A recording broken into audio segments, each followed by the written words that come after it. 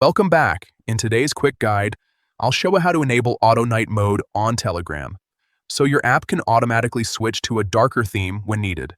This is especially helpful if you use Telegram at night or in low-light environments, making it easier on your eyes and more comfortable to use.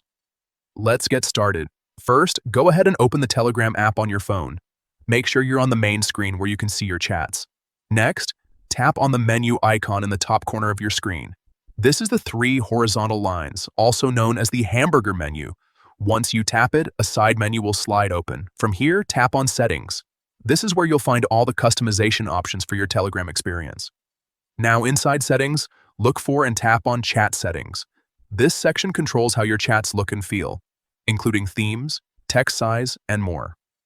Once you're in Chat Settings, scroll down until you find the Auto Night Mode option. It might take a second to locate, so just keep scrolling until you see it. When you find it, simply toggle the switch to turn it on. Once enabled, Telegram will automatically switch to night mode based on your preferences, such as time of day or lighting conditions, depending on your device settings. And that's it, you've successfully enabled Auto Night Mode on Telegram. Now your chats will be easier on your eyes, especially during nighttime use.